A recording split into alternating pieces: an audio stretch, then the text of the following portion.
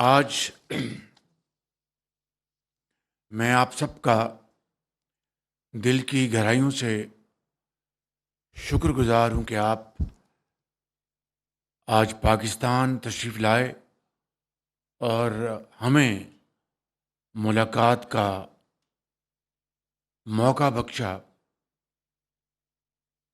کیونکہ میں ہمیشہ آپ کو گریٹ امبیسڈرز آف پاکستان کے طور پر جانتا ہوں اور اس کا احترام کرتا ہوں۔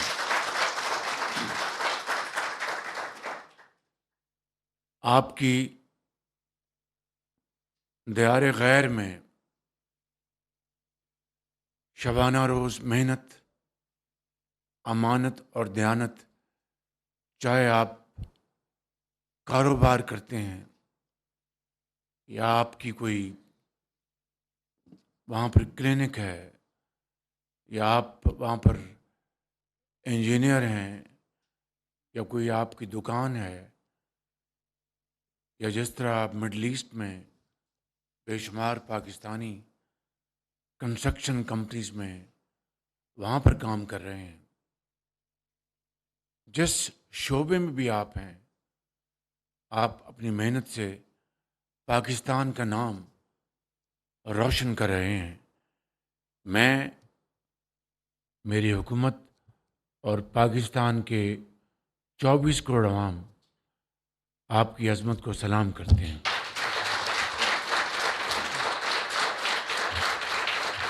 میرے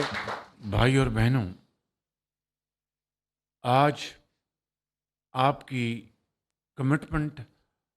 اور محنت کی بدولت آج جو ترسیلات بیرونی ممالک سے Pakistan through State Bank of Pakistan آ رہی ہیں، اس میں بے پناہ اضافہ ہوا ہے۔ تقریباً 30% جو ہماری جو ترسیلات باہر سے آپ کی حلال کی کمائی سے آ رہی تھیں، اس میں 30% اضافہ ہوا ہے، اور جس کا پاکستان کے زر مبادلہ کے حوالے سے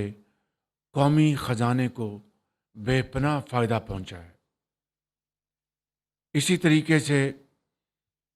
آپ دنیا میں بہترین تربیت حاصل کر کے مختلف شعبوں میں پاکستان میں آ کر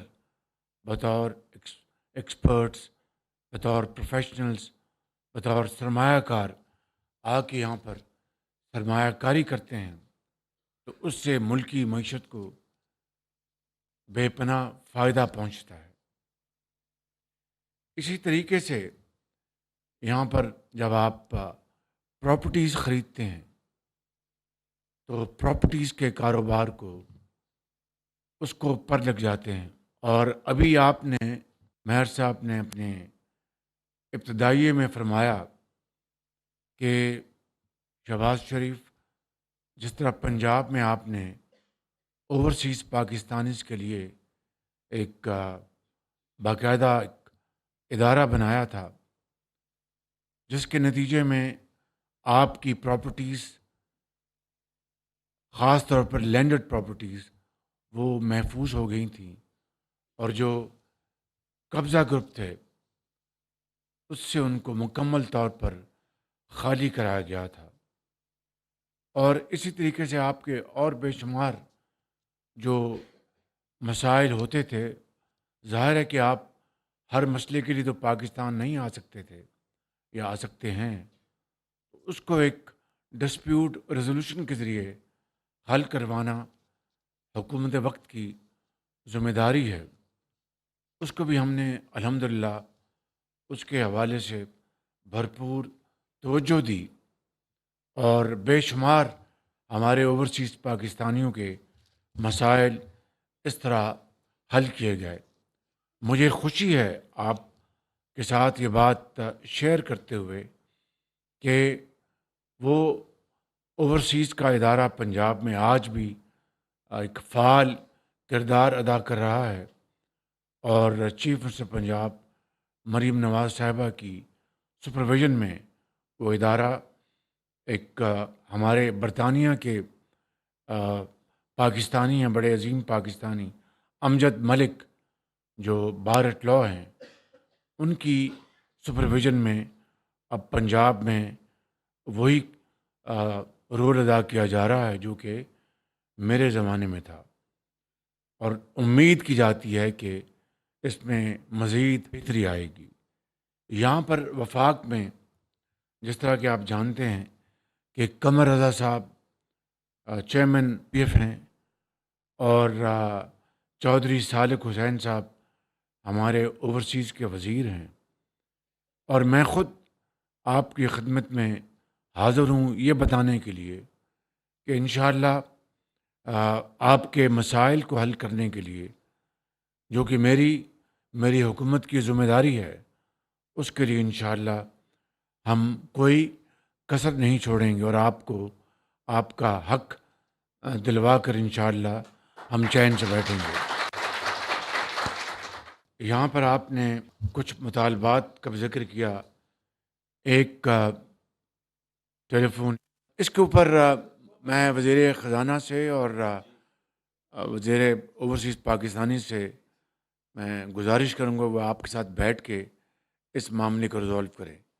گرین چینل، گرین چینل یقیناً ایک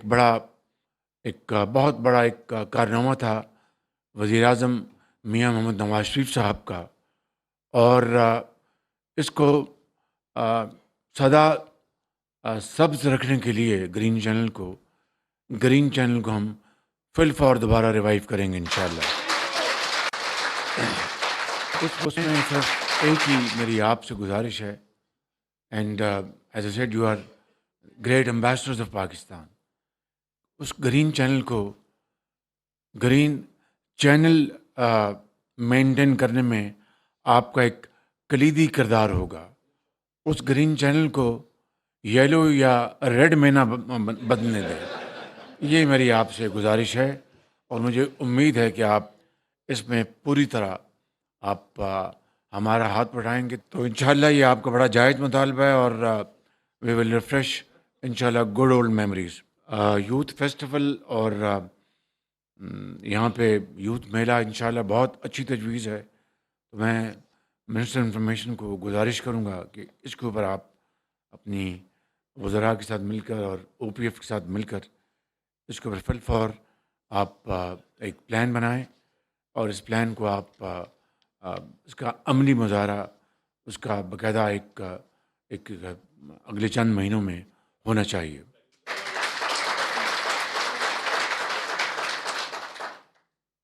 استاد رفاقت علی نے بہت اچھا گیت گایا، آپ نے، آپ کے لیے بہت بہت تالیاں، بڑی زبردست۔ اور یہ جو آپ نے کہا کہ یہ جو محفوظ دھرتی ہے اس کے پیچھے وردی ہے، تو اس کے بارے میں آج کچھ کہنا چاہتا ہوں۔ دیکھیے کہ 2018 تک پاکستان میں دہشت گردی کا خاتمہ ہو گیا تھا، مکمل طور پر صفایا ہو گیا تھا، اور جس طرح مہر صاحب نے بتایا اپنی اسپیچ میں کہ 80,000 پاکستانیوں نے جام شہادت نوش کیا، پاکستان کی معیشت کو irreparable نقصان پہنچا، اور ان 80,000 قربانیوں میں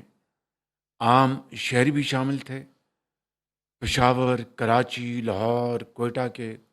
مائیں، بیٹے، دکاندار، ڈاکٹرز، انجینئرز، انہوں نے قربانیاں دیں، اور اس کے ساتھ ساتھ افواج پاکستان کے دلیر جوانوں اور افسروں نے اور ان کے بچوں نے قربانیاں دیں، اور تب جا کر یہ دہشت گردی کا مکمل طور پر خاتمہ ہو چکا تھا۔ بدقسمتی سے چند سال پہلے ایک حکومت نے ان کو دوبارہ پاکستان آنے دیا، اور یہ کہا کہ یہ امن کے پیغمبر ہیں۔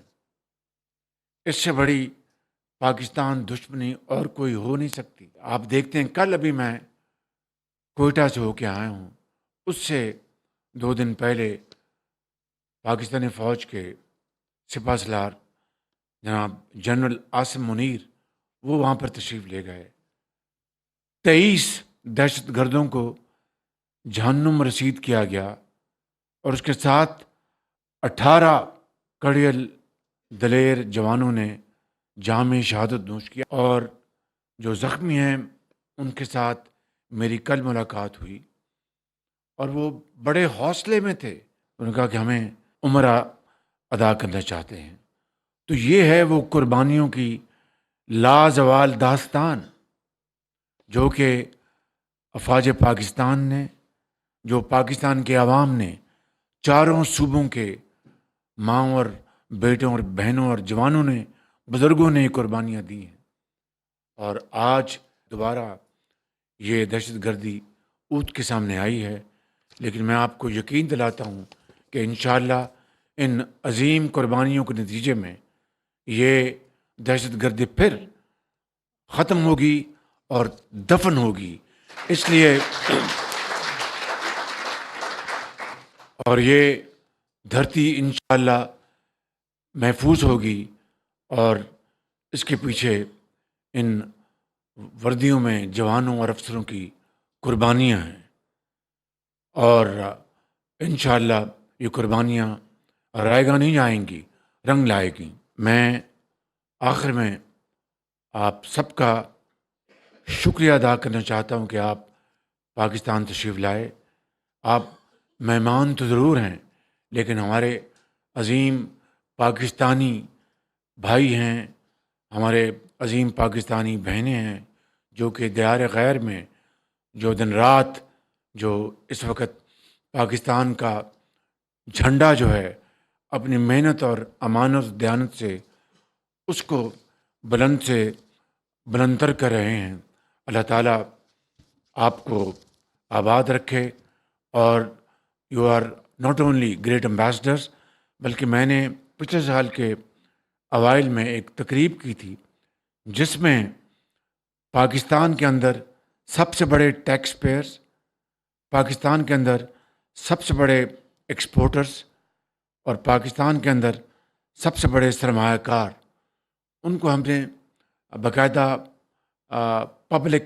ریکگنیشن دی تھی. ان کو ہم نے ایوارڈ دیے تھے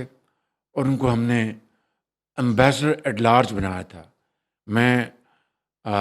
وزیر اوورسیز کو گزارش کروں گا اور چیئرمین او پی ایف کو کہ آپ اور ایک کمیٹی میں بنا دوں گا کہ آپ بیٹھیں، یہ سیکرٹری صاحب بھی بیٹھے ہیں، کہ آپ بیٹھیں اور دیار غیر میں چاہے وہ مڈل ایسٹ ہے، چاہے وہ